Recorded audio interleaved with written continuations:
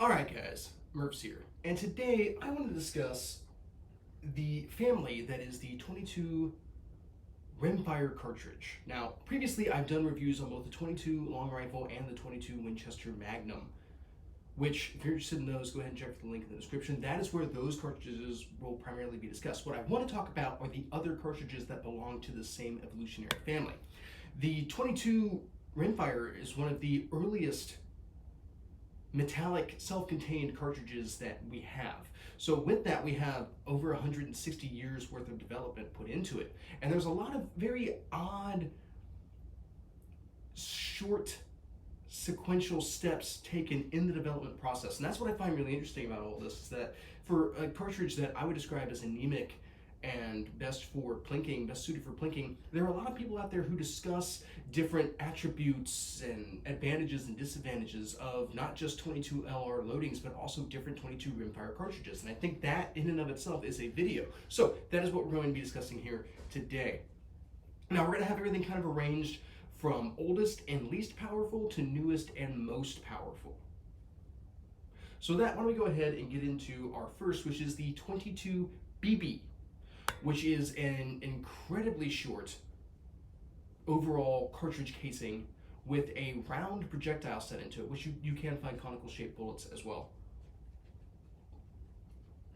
There was actually no propellant utilized in this cartridge. It was just the primer, which for some of you who don't know this, a primer actually exhibits quite a bit of its own force, and depending on the weight of the projectile and the length of the barrel, can propel a bullet downrange. In fact, the 22 BB is considered to have enough killing power on like rats and snakes out to 40 feet, which isn't very far.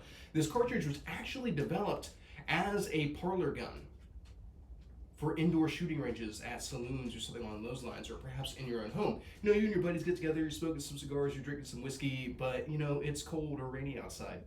So you don't want to go out to shoot guns. So instead, you go ahead and turn your dartboard into a shooting gallery. Not necessarily enough power to be able to penetrate the walls, still dangerous, which is why we're talking about like 1800s line of thinking here, before like, you know, OSHA and other types of safety standards were established in the United States. So yeah, well, yeah, Jim, it's just a primer, it's not that big of a deal, you know, type of deal would be an acceptable line of thinking for that time period, not necessarily today. Now, this is actually a parallel development with what is known as a colibri, which there's, I think it was like 1.7 and 2.5 millimeter colibris. I'll annotate that down below what the actual projectile diameter was of those particular loadings, but those were also meant to be parlor and saloon type guns. And it's very important to identify this distinction here, because I remember some years ago, it was 2013, there was a big rush on 22 long rifle ammunition. You couldn't find it almost anywhere. And a friend of mine wanted to spend more time shooting his 22. He was spending a lot more time looking for the ammunition. And he wound up coming across a website that had a ton of 22 LR ammunition. Thousands of rounds for a fantastic price. And he ordered a couple thousand rounds, and he was telling me about it. He kept saying colibri. And that kept sparking something in the back of my mind, but I couldn't quite grasp onto it at the time. Like it sounded so familiar, but I couldn't quite place it. And then he mentioned to me that the ammunition looked kind of weird. So I, at that point, asked him to pull it up for me. And what he showed me was a 22 long rifle cartridge with a small conical shaped bullet in it. And then when I saw colibri in print, that is when it finally clicked in my head what it was that was going on, and I told him that I needed to stop what he was doing immediately, because that was only the primer loaded up in that cartridge casing. It was not going to be enough to cycle his semi-automatic actions, which was the only guns he had in 22 LR at the time. So we kind of dodged a bullet, so to speak, on that one. Well, he dodged a bullet on that one. So that's an important distinction. There are still 22 CB type rounds produced today. However, they are not a mainstay of the Second Amendment community, that's for sure. Now, going from the 22 BB, we have the 22 CB, which is a slightly longer 22 BB, but not as long as a 22 short. And this has just a little bit of propellant thrown in there on top of the primer. This is generally considered not to be safe for indoor shooting activities, as it will penetrate the average wall and has a little bit more lethality than your 22 BB. So in this case, you're sitting around, you know, drinking some whiskey, smoking some cigars with bros, it's rainy outside and you're like, oh, let's shoot my 22 CB indoors, and you wind up passing through your dartboard, passing through the wall, and killing the help in the kitchen on the other side. You can see where this can be problematic in the 1800s. That ammunition, also still somewhat available, but I have never seen it in person. Now, the 22 short, you will frequently run across the 22 short out there, which is a slightly longer version of the 22 CB, but not quite as long as the 22 LR.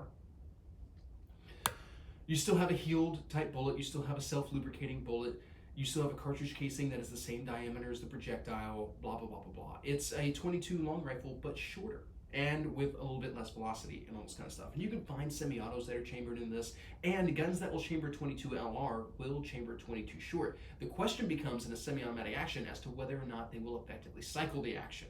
There are dedicated 22 short semi-autos out there, though they are not of current production. It's not something that really caught on. 22 short was something that was really popular in pocket guns once upon a time, especially the breech loading variety. Today, with there already being a debate as to whether or not 22 LR is anemic, the 22 short is beyond comprehension anemic in this case. All right, from our 22 short, we go to our 22 long, which is a slightly longer 22 short, but not as long as a 22 long rifle. Same bullet construction, same bullet weights, slightly less propellant, a little bit lower velocities. We'll still chamber in a 22 LR chambered gun. I don't really see a lot of guns marked at 22 long as much as I would see. I've seen some guns marked 22 short, and I've definitely seen a lot of guns marked 22 long rifle.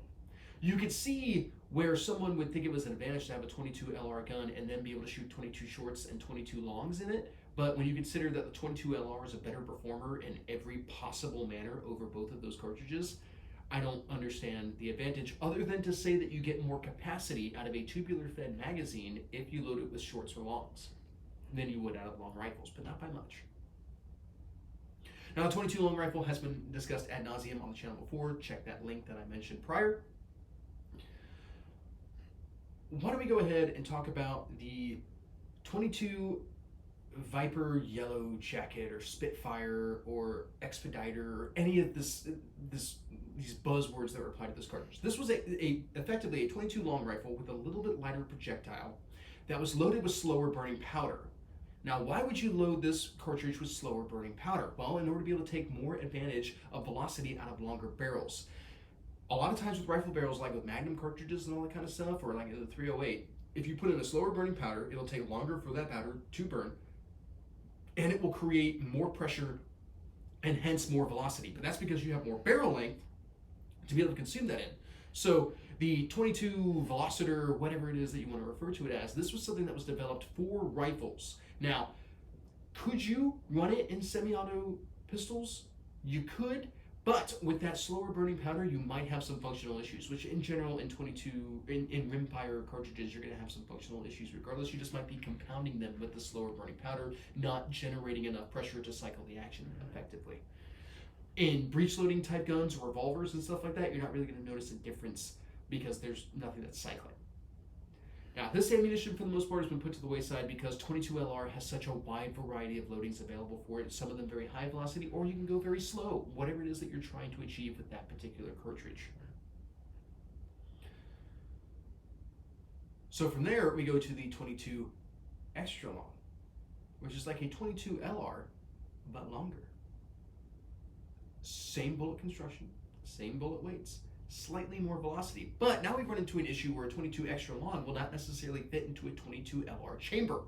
So now you need a completely different gun in order to be able to fire this cartridge that may or may not do more than a 22 LR. But it definitely doesn't do as much as a 22 Magnum.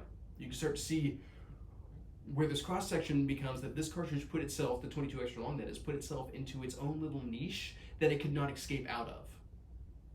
And this is one of the issues whenever you come up with stuff that's kind of one of or does something just slightly better than something else. If it is not individual enough, if it does not do something really, really well, it's very easy to default to an option that has more options available to it, has more guns, has more loads, all those types of things. And that's pretty much what wound up happening with the 22 extra long. It just didn't necessarily have the staying power in order to be able to garner enough interest to get people away from 22 LR, but down from 22 Magnum type of deal.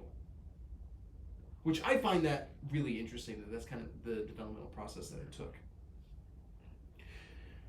Now from here, I want to go ahead and talk about the 22 ILARCO.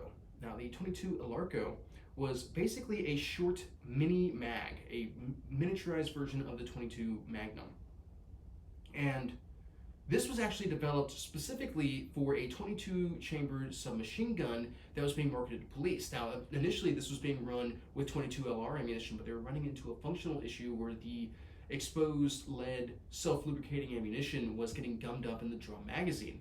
So for that, the ILARCO was developed so that it could take advantage of a jacketed projectile and the higher velocities in order to be able to cycle this submachine gun effectively. However, the submachine gun never really took off, and the ammunition did not make it past the proprietary stage. I just find it to be a very interesting footnote before we discuss the 22 Magnum. Now, the 22 Winchester Magnum Rimfire has already been discussed on the channel. We're not going to talk about that too much, but I do want to talk about its precursor, the 22 Winchester Rimfire, or WRF. This was an early attempt at the 22 Magnum, and for all intents and purposes was actually relatively successful, but there was one disadvantage that the 22 Magnum fixed, and that was that the 22 WRF utilized the same type of self-lubricating projectile that we found in other 22 ammunition, whereas the 22 WRF went to a jacketed bullet. So really, what we see here is a slight nomenclature change to capture a projectile standardization change, is really all that happened. Now, with that, of course, the 22 WMR moniker has more or less caught on. There's a wide variety of options available for it. You're not really going to find WRF, current produced WRF ammunition, because the entire product catalog shifted to the WMR. From a historical standpoint, there's a significant difference between the two, because entirely based around bullet production, and that's entirely based around the time period that the ammunition was developed. The 22 Magnum being developed right around the 1960s, and the 22 WRF existing prior to that, in the late 1800s. Now, the only other cartridge that we have to talk about here is the 22 Auto. This was still a rimfire cartridge casing. It still had the same standard projectile weights. However, it went to a non-heeled bullet.